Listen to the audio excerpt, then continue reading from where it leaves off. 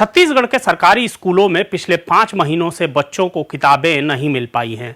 यह केवल एक प्रशासनिक लापरवाही नहीं, बल्कि राज्य की शिक्षा व्यवस्था की जड़ में बैठी उस संवेदनहीनता का प्रतीक है जो बच्चों के अधिकारों को सत्ताई औपचारिकताओं के नीचे दबा देती है।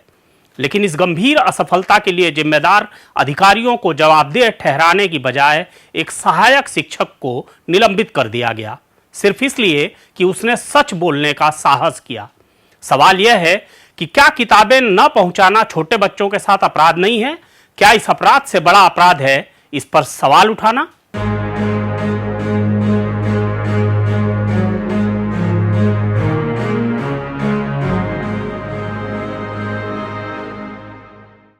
नमस्कार, खबरों की खबर में आपका स्वागत है। मैं हूं राघवेंद्र। धमतरी के एक सहायक शिक्षक ढालू राम साहू ने अपने व्हाट्सएप स्टेटस पर सरकारी स्कूल में बच्चों को 5 महीने बाद भी पूरी किताबें नहीं मिलने की बात कहते हुए राज्योत्सव की खुशियां मनाने पर सवाल उठाए थे। इसके लिए शिक्षकों से लेकर डीईओ और विभागीय मंत्री का वेतन काटने की बात भी कही थी, लेकिन अनुशासन का हवाला देते हुए शिक्षक को निलंबित कर दिया गया। कायदे से देखा जाए तो पाठ्यपुस्तक वितरण में देरी अपने आप में एक शासकीय अपराध है, क्योंकि शिक्षा का अधिकार कानून यह सुनिश्चित करता है कि हर बच्चे को निःशुल्क किताबें समय पर मिले। जब ऐसा नहीं होता तो जिम्मेदार अधिकारियों पर अनुशासनात्मक कार्यवाही बनती है। लेकिन यहां मामला उल्टा हो गया। जिन्हें जवाब देना चाहिए था वे मौन हैं, और जिसने सवाल पूछा उसे सजा मिल गई। राज्य स्थापना दिवस यानी राज्योत्सव वह अवसर है जब सरकार अपनी उपलब्धियां गिनाती है, लेकिन इस बार उन बैनरों के नीचे बच्चों की अधूरी कॉपियां और बिना किताबों वाले बैगों का बोझ छिपा था। बैनरों और पोस्टरों पर करोड़ों रुपए खर्च हुए, लेकिन किताबें छपने और वितरण में महीनों की देरी हुई। यही विडंबना है कि शासन का ध्यान दिखावे पर अधिक और सुधार पर कम है। यह पहली बार नहीं है जब शिक्षा विभाग में इस तरह की गड़बड़ियां हुई हों। हर साल किताबों की आपूर्ति में देरी की खबरें आती हैं, लेकिन न तो कोई ठोस जांच होती है, न ही किसी को जिम्मेदार ठहराया जाता है। पाठ्यपुस्तक निगम की कार्यप्रणाली में पारदर्शिता की कमी और ठेकेदारों के माध्यम से छपाई की प्रक्रिया में बार बार गड़बड़ी सामने आती रही है। फिर भी सुधार के नाम पर सिर्फ कागजी कार्रवाई होती है। ढालू राम साहू का स्टेटस दरअसल उस बेचैनी का प्रतीक है जो आज हजारों शिक्षकों के मन में पल रही है। वे देख रहे हैं कि बच्चों की शिक्षा पीछे छूट रही है, जबकि प्रशासन शिष्टाचार और मर्यादा के बहाने सच्चाई को दबा रहा है। यह केवल एक शिक्षक की बात नहीं है, यह पूरी शिक्षा व्यवस्था की आत्मा पर लगा दाग है। जब एक शिक्षक अपनी जिम्मेदारी निभाते हुए व्यवस्था की खामियों पर आवाज उठाता है तो उसे शत्रु की तरह देखा जाता है, लेकिन वही शिक्षक अगर चुप रहता है तो वही व्यवस्था उसके मौन को कर्तव्यनिष्ठा कहकर पुरस्कृत करती है। इस दोहरे मानक ने सरकारी शिक्षा को भीतर से खोखला कर दिया है। भारत का संविधान हर नागरिक को अभिव्यक्ति की स्वतंत्रता देता है। बेशक सरकारी कर्मचारियों के लिए कुछ मर्यादाएं होती हैं, लेकिन वे इतनी कठोर नहीं कि सच्चाई बोलने पर सजा दी जाए। लोकतंत्र में असहमति अपराध नहीं, बल्कि सुधार का प्रारंभ होती है। यदि हर कर्मचारी को यह डर बैठा दिया जाएगा कि सच्चाई कहने पर निलंबन हो सकता है, तो शासन की गलतियां कभी सामने नहीं आएंगी।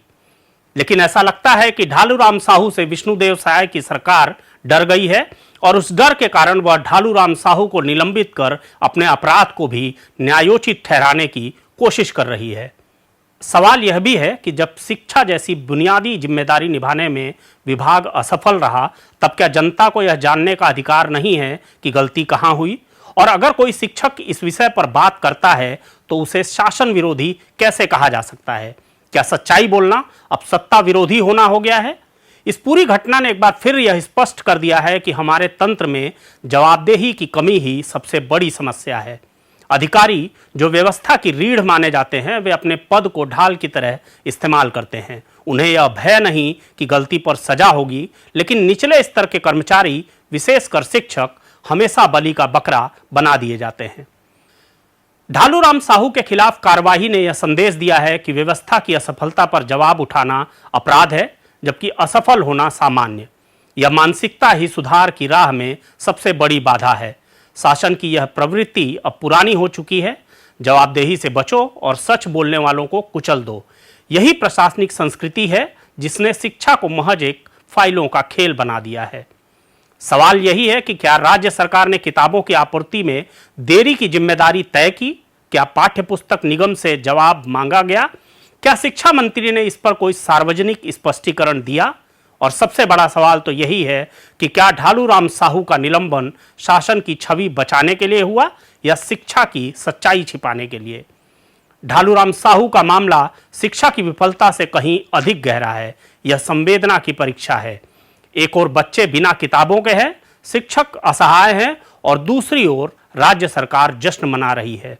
इस परिस्थिति में जो शिक्षक अपनी अंतरात्मा की आवाज उठाता है वह व्यवस्था का दुश्मन नहीं बल्कि उसका सच्चा हितैषी है।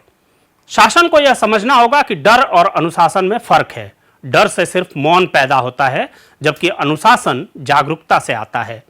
अगर सच बोलना अपराध है तो शिक्षा का असली उद्देश्य सत्य की खोज भला कैसे जीवित रहेगा? छत्तीसगढ़ की शिक्षा व्यवस्था को जरूरत है ऐसे अधिकारियों की जो गलती स्वीकार कर सुधार करें, न कि ऐसे तंत्र की जो गलती उजागर करने वालों को सजा दे। किताबें न पहुंचना अपराध है, लेकिन इस अपराध पर सवाल उठाना उससे बड़ा अपराध नहीं हो सकता। छत्तीसगढ़ की शिक्षा व्यवस्था इस वक्त किताबों की नहीं, विवेक की कमी से भी जूझ रही है, जहां गलती करने वालों को नहीं, गलती दिखाने वालों को सजा मिलती है। आखिरकार बच्चे किताबों से ही नहीं, उदाहरणों से भी सीखते हैं और इस समय उन्हें जो उदाहरण दिया जा रहा है वह यह कि सच्चाई बोलने वालों की आवाज दबा दी जाती है। यही सबसे बड़ा सबक है और सबसे दुखद भी। इस तरह की खबरें देखने के लिए आप हमारे चैनल को लाइक, शेयर और सब्सक्राइब कर सकते हैं।